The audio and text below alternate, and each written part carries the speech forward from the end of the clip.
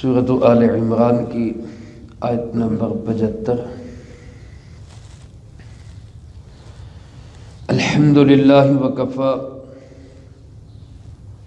وسلام علی عبادہ الذین اصطفی،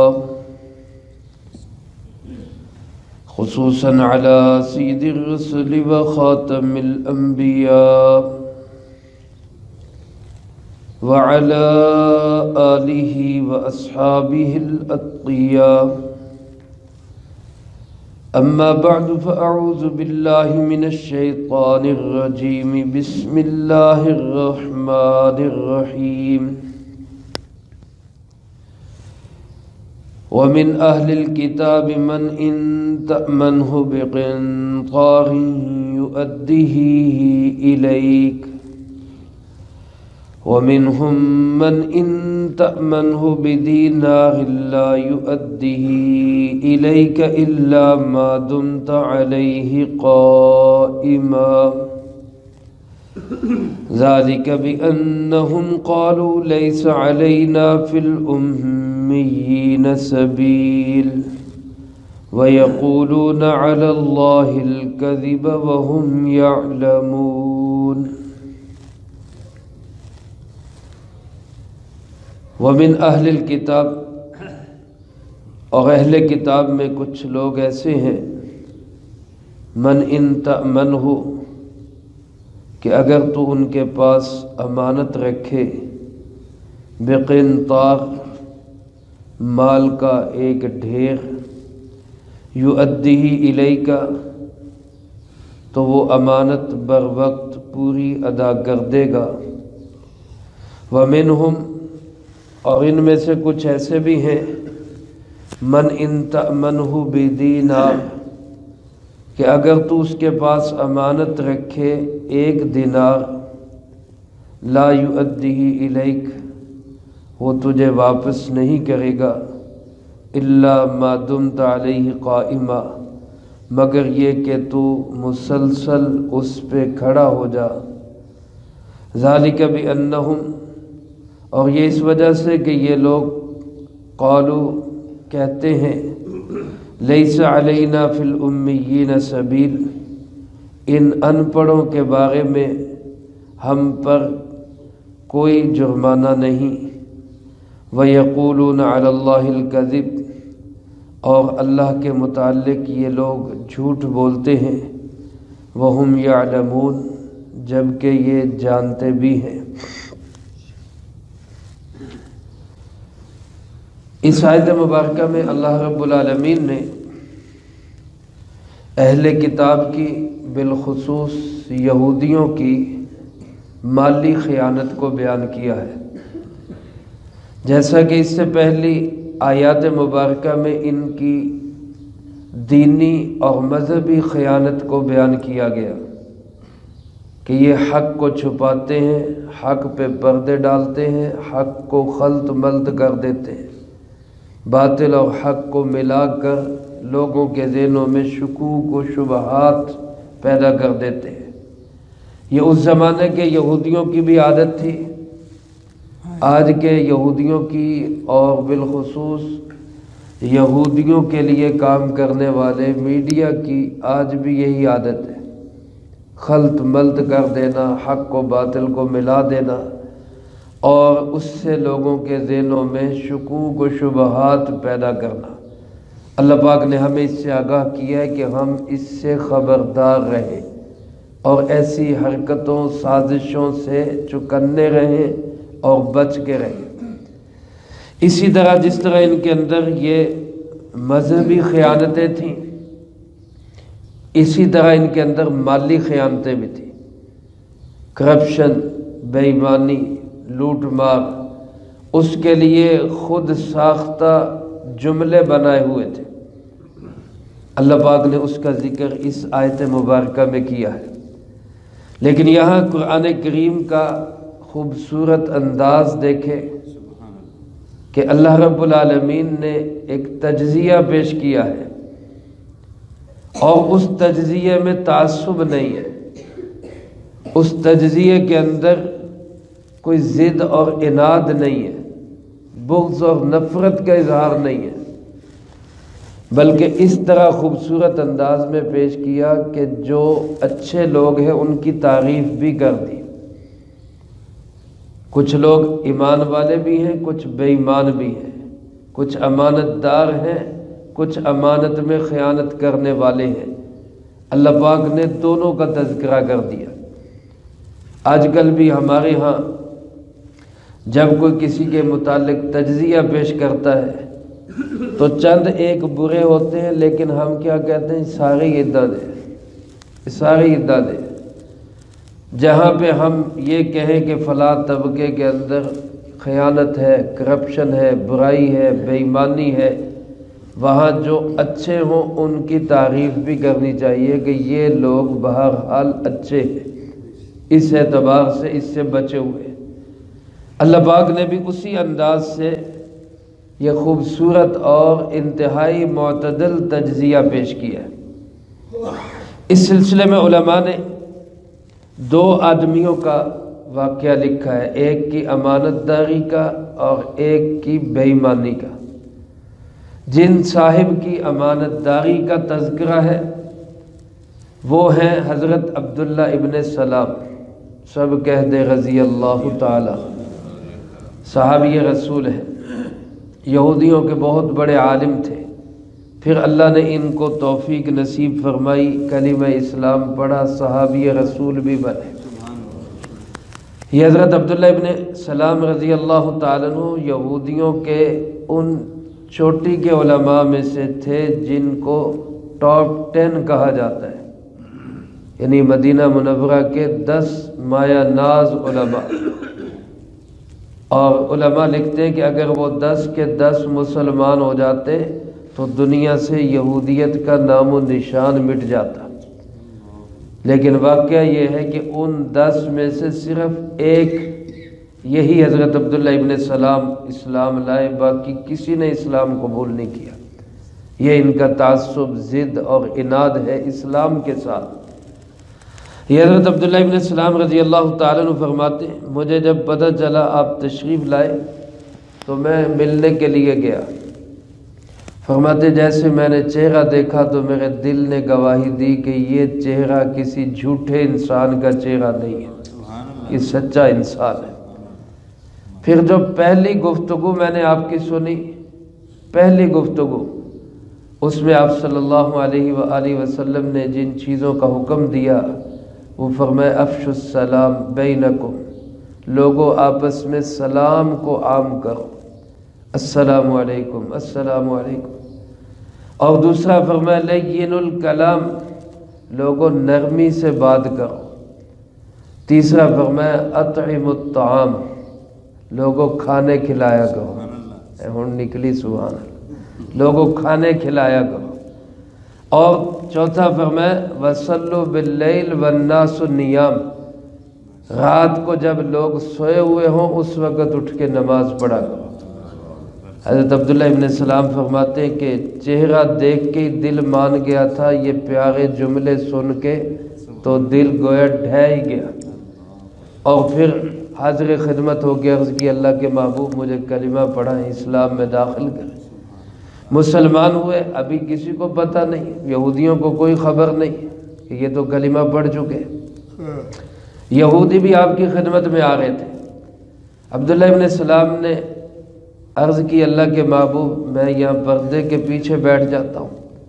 آپ حضرت ابو ایوب انصاری رضی اللہ تعالیٰ عنہ کے گھر میں تھے، میں یہاں پردے کے پیچھے بیٹھ جاتا ہوں، یہودی آ گئے، آپ ان سے پوچھیں عبداللہ ابن سلام کیسا آدمی ہے۔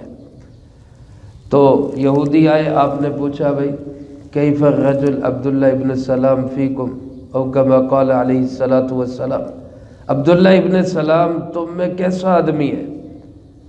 تو کہنے لگے جی خیرنا وابن خیرنا، عبداللہ ابن سلام تو ہم میں بہترین آدمی ہے، اور اس کا باپ بھی بڑا ہی بہترین آدمی تھا، خود بھی بہترین، باپ بھی بہترین۔ وَأَعْلَمُنَا وَأَعْلَمُ أَبُونَا، وہ خود بھی بڑا جاننے والا اور اس کا باپ بھی بڑا جاننے والا۔ ہم میں سب سے بڑا عالم، اس کا باپ بھی ہم میں سب سے بڑا عالم، اور ہم میں سب سے بڑا افضل اور اس کا باپ بھی سب سے بڑا افضل، بیٹا بھی یعنی افضل، باپ بھی افضل۔ ایسے انہوں نے عبداللہ ابن سلام کی شان میں یہ جملے کہے۔ آپ نے پوچھا کہ ذرا بتاؤ اگر وہ اسلام لے آئے، وہ اگر کلمہ پڑھ لے، تو کہنے لگے یہ ہو ہی نہیں سکتا کہ وہ مسلمان ہو جائے، یہ ہو ہی نہیں سکتا کہ وہ کلمہ پڑھ لے۔ اتنے میں پردے کے پیچھے سے عبداللہ ابن سلام نمودار ہوئے، کلمہ پڑھتے ہوئے نمودار ہوئے، اشہد ان لا الہ الا اللہ وحدہ لا شریک لہ واشہد ان محمدا عبدہ ورسولہ، میں گواہی دیتا ہوں اللہ ایک ہے، اس کا کوئی ساتھی اور شریک نہیں، اور میں گواہی دیتا ہوں حضرت محمد صلی اللہ علیہ وسلم اللہ کے بندے بھی ہیں، اللہ کے رسول بھی ہیں۔ جو جیسے ہی انہوں نے یہ کلمہ سنا فوراً کہنے لگے شرنا وابن شرنا، یہ بھی بڑا بدبخت ہے، اس کا باپ بھی بڑا بدبخت، وہی گھوم گئے۔ یہ عادت تھی یہودیوں کی، اندازہ کریں۔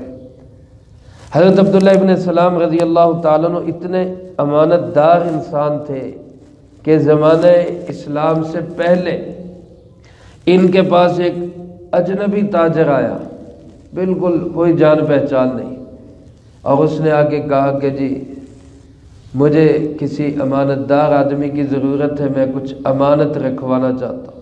کسی نے بتایا عبداللہ ابن سلام کے پاس چلے جاؤ، اچھی شہرت تھی۔ تو 1200 اوقیہ چاندی، 1200 اوقیہ، ایک اوقیہ 40 درہم کا ہوتا ہے، تو 1200 ضرب 40 48,000 درہم، جو آج کل کی مالیت میں بھی 2 کروڑ سے زیادہ روپیہ بنتا ہے۔ اندازہ کریں اس زمانے میں کروڑوں کی مالیت کسی کے پاس امانت رکھی جائے۔ آج کسی کے پاس اتنی مالیت رکھی جائے تو اگلے دن کہے گا چل چل میرے کو رکھے ہی کوئی نہیں، مکر جائے گا ویسے، اور کوئی گواہ نہیں، کوئی تحریر نہیں۔ اور کچھ عرصے کے بعد وہ اتنی بڑی مالیت لینے کے لیے آیا، اور عبداللہ ابن سلام رضی اللہ تعالیٰ عنہ نے بعینی ہی اسی طرح اس کے حوالے کر دی۔ یہ امانت داری کا نتیجہ تھا کہ اللہ نے ان کو کلمہ اسلام کی بھی توفیق نصیب فرما دی۔ ایک تو یہ امانت داری کا قصہ ہے، اور دوسری طرف یہودیوں کا یہ ایک اور بہروپیہ مذہبی رہنما تھا۔ ایک ہوتے صحیح مذہبی رہنما، ایک جنہوں نے مذہب کا روپ دھارا اور لوگوں کے لوٹ مار کے لیے پیر بن جاتے، وہ بھی ایسا ہی تھا۔ اس کا نام فخاذ ابن عورہ، یہ نام اس کا لکھا ہے۔ اس کے پاس ایک شخص قریش کا آیا، اور اس کو سمجھ کر کہ جناب بظاہر بڑا اس نے جو ہے روپ اس کا اچھا ہے، دیکھنے میں اچھا ہے، علماء نے لکھا ہے کہ بولتا بھی، کلام بھی، گفتگو بھی بڑی اچھی کرتا تھا، بیان کرتا تھا تو دل کرتا تھا بندہ سنتا ہی رہے، اور شکل ایسی تھی، چہرہ ایسا خوبصورت کہ دیکھنے سے لگتا تھا کہ بڑا ہی کوئی نیک اور پارسا آدمی ہے۔ تو اس قریشی آدمی نے آ کر اس کے پاس 1 دینار امانت رکھ دیا، میں غریب آدمی ہوں، 1 دینار ہے، کوئی وہی نہ چوری کر لے، امانت رکھ لو، تم سے لے لوں گا۔ کچھ عرصے کے بعد وہ لینے کے لیے آیا تو اس کو کہتا کہ میرے پاس ہے ہی نہیں، تو نے رکھا ہی نہیں میرے پاس، 1 دینار کے لیے ہی مکر گیا۔ اس کے شاگرد پاس بیٹھے ہوئے تھے، مرید پاس تھے، انہوں نے کہا حضرت صاحب، پیر صاحب، رکھ کے تو گیا تھا آپ کے پاس، دے کے تو گیا تھا آپ کو۔ تو اس نے کہا کہ دے کے گیا تھا، ہوگا دے کے گیا ہوگا، لیکن ان کا مال کھا جانا کوئی مسئلہ نہیں ہے، ان پڑھ لوگ ہیں، ہم پیر لوگ ہیں، ہم مریدوں کا مال ہمارے لیے حلال ہے، کوئی مسئلہ نہیں، ہم کھا پی بھی جائیں نا، کوئی ٹینشن نہیں۔ تو اس کے مریدوں میں سے ہی ایک سیاںا تھا، اس نے اس کو کہا کہ یہ ایسے نہیں مانے گا، میں جانتا ہوں اپنے پیر کو، تو غریب آدمی ہے، تو ایسا کر کے اس کو یوں کہہ کہ یا تو میرا دینار واپس کر دے، نہیں تو میں مدینہ کی گلیوں میں شور مچاؤں گا کہ یہ ڈبہ پیر ہے، آج کل دی زبان لوگوں کا مال کھا جاتا ہے، میرے پیسے کھا گیا۔ تو جب اس نے یہ دیکھا بھئی یہ بندہ تو احتجاج پہ اتر آیا تو پھر اس نے اس کا دینار واپس کر دیا۔ ایک طرف یہ کردار ہے، اللہ رب العالمین نے یہ دونوں کردار قرآن کریم میں بتائے۔ اچھا، یہ جو دوسرا کردار ہے یہ کثرت سے تھا، یہودیوں کے اکثر لوگوں کی عادت یہی تھی، لیکن قرآن کریم کا اعتدال دیکھیں، قرآن کریم نے یہ نہیں کہا سارے یہودی ایسے ہیں، بلکہ قرآن کریم نے جو صحیح ہے اس کی تعریف کی، جو غلط ہے اس کی مذمت بیان کی۔ آج بھی میرے عزیز دوستو ہمیں اپنے مزاج میں یہی اعتدال رکھنا چاہیے، اچھا کام دشمن بھی کرے تو اس کی تعریف ہونی چاہیے۔ تعریف کا مطلب قبولیت نہیں ہے، کیونکہ حالت کفر میں کوئی عمل قبول نہیں ہوگا، لیکن اگر کافر کوئی اچھا عمل کر لے تو اس کے اچھے عمل کی تعریف بھی ہونی چاہیے کہ یہ کام اچھا کیا ہے انہوں نے۔ اور جو غلط کام کرے وہ چاہے اپنا ہو چاہے پرایا ہو، کوئی ہو، اس کی مذمت کرنی چاہیے کہ یہ کام اس نے غلط کیا ہے، یہ نہیں کرنا چاہیے تھا۔ اللہ رب العالمین نے یہ تجزیہ پیش کرتے ہوئے فرمایا وَمِنْ أَهْلِ الْكِتَابِ، اہل کتاب میں سے کچھ لوگ ایسے ہیں کہ من ان تأمنہ بقنطار، کہ اگر آپ اس کے پاس ایک ڈھیر بھی امانت رکھیں، یؤدیہ الیک، تو وہ آپ کو ادا کر دیں گے، اس میں 1 روپے کی بھی کرپشن نہیں کریں گے۔ اور ومنہم، کچھ ان میں ایسے ہیں، من ان تأمنہ بدینار، کہ اگر تو اس کے پاس صرف 1 دینار امانت رکھے، لا یؤدیہ الیک، تو وہ اس کو بھی ادا نہیں کریں گے، جیسے کہ اس نے کیا تھا کہ 1 درہم 1 دینار بھی دینے کے لیے تیار نہیں تھا۔ کب دے گا؟ الا ما دمت علیہ قائما، جب تک تو اس کے سر پہ کھڑا نہیں رہے گا، جب تک اس کا پیچھا کرتا نہیں رہے گا۔